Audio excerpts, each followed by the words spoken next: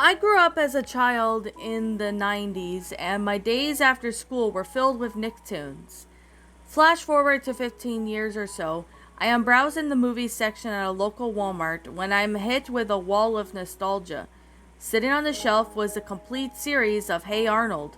I have a crappy job, however, and they wanted 20 bucks, which translated to 2 hours of work. I decided to, and incredibly cheap, decided to go home and find some YouTube episodes to satisfy the urge to remember when I was simple. It was a mistake I will soon forget. I get home and pop some popcorn, power up my laptop, and begin to search. With a simple click of each episode laid before me, satisfied, I began to watch. The episode by episode. It was well dark and I was close to about to close my laptop when I noticed a video suggestion on the video list that simply read, Hey Arnold, which has sure that LE was stood for lost episode or something. I clicked on the video and excited to see the episode I had before. At the time, I didn't see any problems. After all, those stories of people with terrifying lost episodes of their favorite shows were just stories, right? When the page opened up in the box, it had the video had been removed, which half assessed it sorry not sorry. Frowning at the box at time, further curious, I scrolled down to the comments section for clues. There weren't that many views. Surprisingly, there was only a few comments. The first two was less or expressive horror and confusion of what they had just watched. But the first comment caught my eye. It was from the original poster of the video, and he explained the video had been removed, but it could still be watched on the site, and provided a link.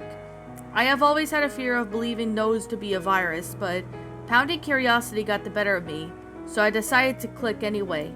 It led me to a site which I can't remember the name. It seemed typical. Basic layout tabs and ads, and in the middle of whatever a small box you click on would play an arrow. I clicked on the video and went to full screen and began to play. I began to ease from my paranoia and sat back, and as I thought that I was going to have a chapter of cartoon memories to be added to my collection.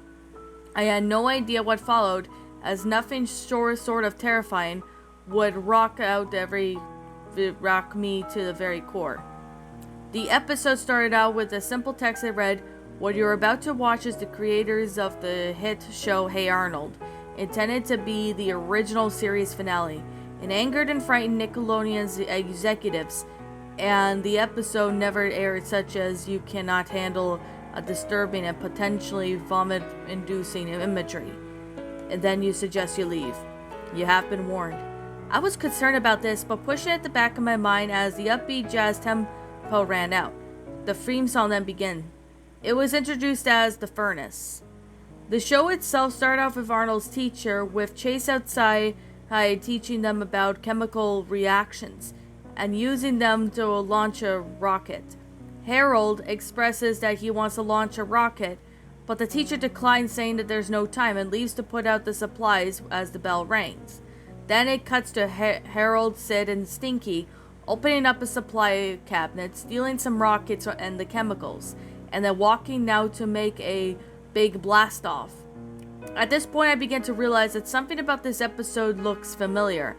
I got on my phone and do a little bit of research to quickly find out that this episode actually aired when the final season of the show. I am beyond pissed, but decided to watch it anyways.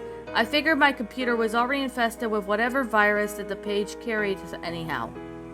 I clicked play again, and the boys stolen the supplies have went behind the abandoned police station to blow the rockets, which confidentially Ernie, one of Arnold's attendants who had demolished and manned, is set to destroy with explosives. The boys launch the rocket and it goes to a building which blows up due to the demolition. The boys stupidly believed that it was their rocket that did the damage, thus killing several police officers who didn't know the station was abandoned, and they just did some evidence. This is where things begin to get really strange. The video paused shortly, and I moved my arrow to reveal the end-seed video was still playing. Soon it began again, but only the quality had changed. It seemed like cut over. Stinky then knelt on the ground, crying and exclaiming that they should go to the police, but Harold berates him for his claiming, since they would be sentenced to a death penalty. "We just killed the police, you idiot," he screams angrily. I would have not at this point, but becoming confused and uneasy, and I'm a diehard fan of the series, can't recall any of this. The scene just continued with Stinky begins to walk off, sobbing and claiming that he had plans to find the nearest police officer to tell him what just happened and that it was only a mistake. Harold becomes enraged as he often does in the show, but this time he charges just Stinky and tackles him from behind. Stinky then begins to put up a fight, but is no match for the much larger boy, especially since his face was on the sidewalk. "Sid!" Harold yells. "Help!" Sid then runs to the front of the action, clearly confused and scared, and asks what is going on and what to do. "That rock! Grab it!" Sid looks down and struggles and could see a large rock lying in the dumpster. He hesitates. "Do it," Harold commands, "or I'll pound you." Clearly terrified at this point, Sid picks up the rock, and you can see Sid's eyes starting to grow large, and resistance sets in. As Harold says, "Okay, Sid, I'll hold him, while you bash his head with the skull with the rock." Sid couldn't move as Stinky laid there, scraped up face from the struggle, desperately begging for his life while sobbing uncontrollably.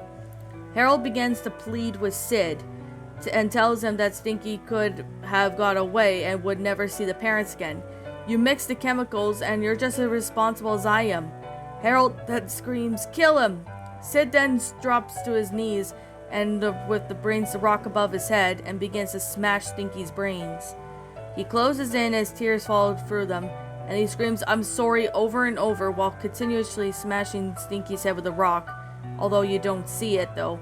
As he brings the rock down last time he sits back with chin tucked in with pure guilt as Harold begins to breathe heavily, finally able to rest on top of the lifeless body below him. They sat there for a brief moment of silence, when Sid simply whispers, "I'm sorry." They heard police sirens in the background, not knowing it was unrelated to them. Harold begins to panic. Sid, still crying, begins to frankly of what they should do. Harold says they needed to get out of there, so they throw Stinky's body in the dumpster and hightail it out there. Stinky's blood was still fleshly pooled on the alleyway sidewalk. They ran until Sid concedes to believe that their salvation, Arnold's house. They climbed in through the window and then drops to the basement. They scrambled around inside, but they hear the door at the top of the stairs open. Harold hides behind some boxes and Sid hides behind the stairs. He sits with his knees up to his chest and his head between his knees as if they were broken.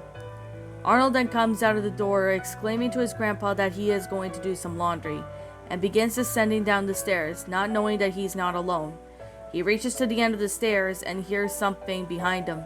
He turns to find Sid sitting there crying with his head between his knees. Arnold appears to be confused and a bit on edge. "Sid?" Arnold asks. "Is that you?" "We've killed him, Arnold," Sid says softly with a whimper. "We killed Stinky and left the body in the garbage. No God will forgive us now." Clearly and in shock and scared out of his mind, Arnold is unable to call for help. Then he hears it, footsteps approaching from behind, and the rage induced the breathing of close as he almost could feel the footsteps ease. He then turns slowly and stares into the eyes of Harold, who beams down with irritation and anger. It changes to a scene where Arnold is being tied to a chair with duct tape on his mouth, and then you could hear the upstairs door opening. You could see in fear as the muffled screams as desperately as trying to get the tape. Now, Grandpa comes down the steps, probably due to interiority and is often played in the show, believes that Arnold is just playing a game, and he talks about the game. He laughs and exits out of the door, laughing about his imagination of youth, as Arnold struggles against his restraints. He immediately screams. He aims for his life to deaf ears, as he has no idea what this time he'll see his grandson live, just playing the game. Out of the back, you can see the boys exit from under the staircase, and then it cuts to a point of view from Arnold, where he stares in dimly lit basement. Sid and Harold then enter the shot from each side and stare down at Arnold. Sid then looks shakily and asks Arnold what they'll do. Harold then looks at Arnold with the same angry look and says, "I'm sorry, Arnold, but no one is sending me to jail."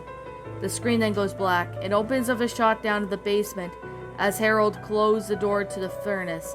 The chair sits in the empty, now rope-cut line on the floor. Some blood is on the chair and some floor was around it. Sid then kneels to the ground, absolute crying, "How could we do this? They were our friends." Harold then appears to feel guilt as he explains to Sid that they had to do it, otherwise they would have been locked up. The next little bit of the show is just a mashup of Sid crying. Harold paced in and wondering what to do, and Sid was just looking down at the knife of Grandpa's sitting in the workbench and almost accepted to his face. Now this is when you hear a slicing sound, and I worried. Harold rushes over beside the staircase. There you could lean against the wall was Sid. Now he had the knife in his hand, but he passed out. Harold then looks at the scene in shock first, and then spiteful determination. He claims that his friend has died. Fine, I'll do it alone then. Harold then hears a conversation coming from upstairs and just beyond the door. Worried it may be someone inquiring about Arnold. He sneaks up to the stairs to listen, but no mention of Arnold is made. Instead, he hears Ernie bragging to the rest of the attendants now he had blown up the old abandoned police station that day. It took a minute for Harold's mind to be dulled to register it. Then the tears began. His head flooded with guilt, and then he realized that he murdered 2 of his friends that day and had a loss simply due to misunderstanding. He then walked down the steps and sat down alone that night. He hung his head in pure shame. The scene then opens to another shoulder view of Grandpa as he opened the basement door. He shouts for Arnold that dinner is ready, but gets no response, and then he noticed the chair at the bottom of the stairs is empty. He descended to the stairs, and as he got closer, he noticed the rope and blood surrounded the stairs. He then finishes his asphyxiated chair, then stands up to be next to staring down in confusion and worry. He then double glances around the room, looking for Arnold as his eyes fixated on something a few feet from him. It was Harold. He was dead.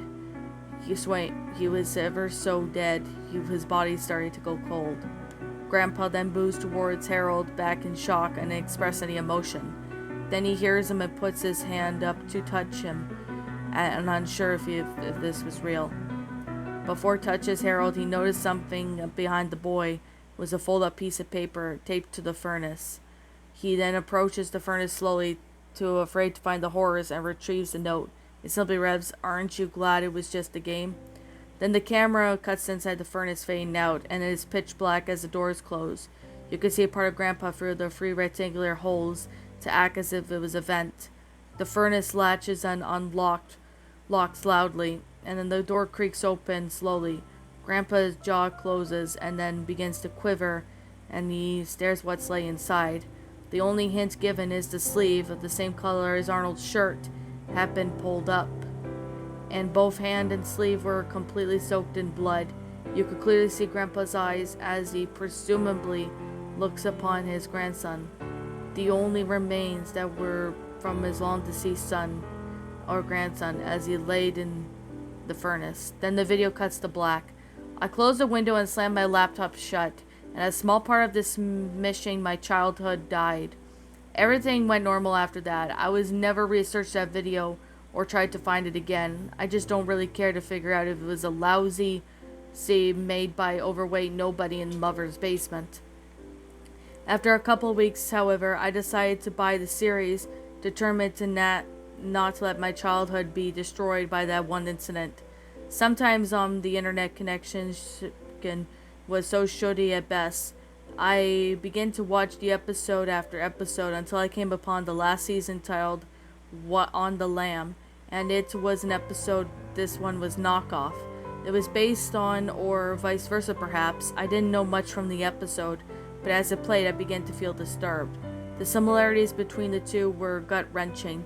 I mean, the episodes were the same until the police station was blown up, but after that they were just still eerie paroles.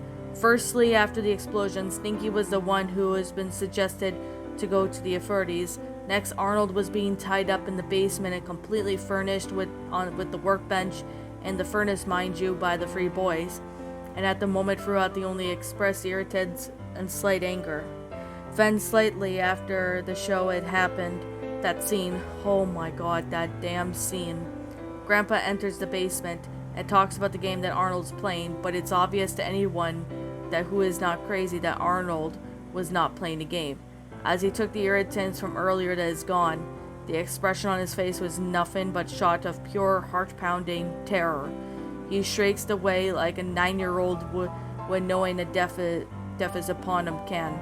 But once again, it's been, well, muffled by the duct tape as Grandpa closes the door, darkening the basement once again. Except no one dies in this version. It was as if the scene had been left there, cut short and repurposed for the children's version, and it made me wonder if the video could be true. If the show creator was infuriated by the cancellation of the show and intentionally wanted a much darker ending planned for the blonde-headed boy and with the football-shaped head. Later, Arnold came crashing down the basement door and begins explaining everything to his grandpa. But in the back of my mind, I think that's not Arnold, and Arnold is still in the basement, dead in the furnace. And that, my little pretties, was Hey Arnold, the Furnace. A, Hey Arnold lost episode creepypasta. My final thoughts on this story? I would have to say this is actually a pretty good creepypasta. I'm not gonna lie, this is actually a really well-made creepypasta.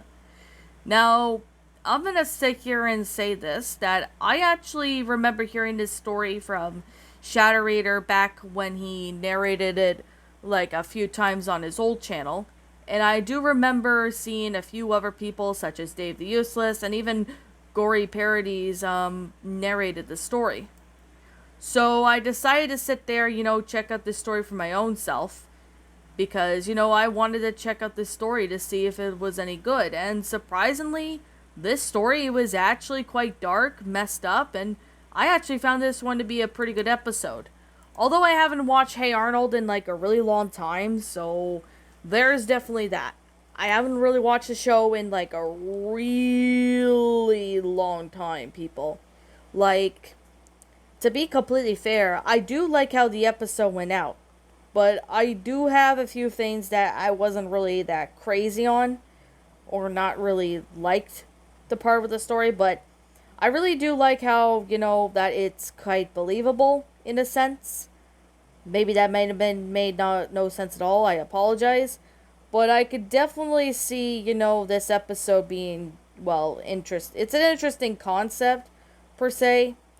But I do have some things that I wasn't really a fan of the story. And I'm just going to sit here and be 100% honest. This story is a good one. I'm not going to lie. It's a pretty good story. It was well made in detail. But I think the beginning part of the story where the person, finds this story, on a website link with viruses on the computer and all that.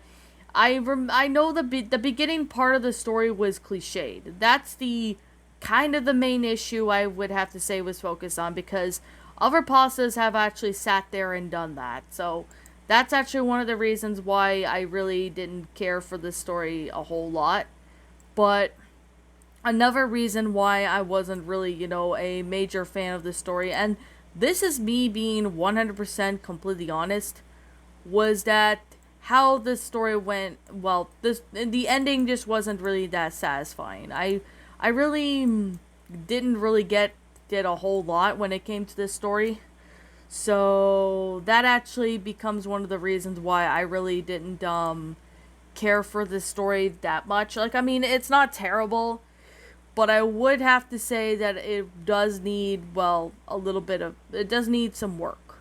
So that I'm gonna definitely say that this story does need, well, work. I'm just saying this because, well, didn't really care for this story too much. Like, I mean, yes, the story did have some, it was an interesting pasta. Just saying, it's an interesting pasta. But I'm gonna be honest, I'm not a fan. I wasn't, to be completely honest, I'm not that crazy on the beginning part. The beginning part of the story, not a fan of it, but the ending wasn't really as satisfying. But the story and the episode of its own self was interesting, Pasta. Although I was never like a fan of Hey Arnold, although I did watch it, so there's definitely that. So, I guess with that being the case, that being said, I'm gonna sit here and just say this. This is not a bad creepypasta, but I would have to suggest maybe the beginning and maybe near the ending needs to be fixed. But other than that, the story was alright. It wasn't a bad story, it was a pretty interesting, good story. So, I'm gonna definitely say I can't seem to find out who the original author of this story's name is, so I'm gonna leave it as anonymous for now. If I ever find out who the original author is, I will be sure to give him or her proper credit. So, yeah, just to say right now, I can't seem to find out who the original author's name is, so I'm gonna leave it as anonymous for now. If I do find out who the original author of the story is, I'll be sure to sit there and give him or her proper credit. So, I guess that being the case, that being said, like I'm gonna say right now, and like I always continue to say, this is just simply my own personal opinion, and if you happen to disagree with me, that's fine too. We're all entitled to our own opinions regards to these creepypastas, and this is simply my own personal thoughts. My final rating of this story would have to be an 8 out of 10. I'm giving this an 8 out of 10 because I like how the story went out. It had an interesting concept and all that. But the story, I'm not a major fan of. Well, I like the story, but I'm not a major fan of the beginning part. Like, I'm not a big fan of the beginning of the story. Like, because it's a little because it's cliched and other pastas have done that. But I'm also not a big fan of the ending. So anyways, with that being the case, that being said, other than those two issues, it was still a pretty interesting story. So, I'm gonna sit here and say this. Yeah. What did you guys think about this creepypasta? Did you all enjoy it? Did you all not? Also, what we have done personally to help make this story a lot better? Feel free to leave me know what your thoughts are down in the comments section down below. I'm the Queen of Lions. Thank you so much for watching today's episode. And if you happen to be brand new here on this channel, be sure to like, comment, and subscribe, because I make brand new videos every single day. Don't forget to ring the notification bell when I upload, because you guys will get updated every time I upload new videos. As always, please roll the outro, because I'm out.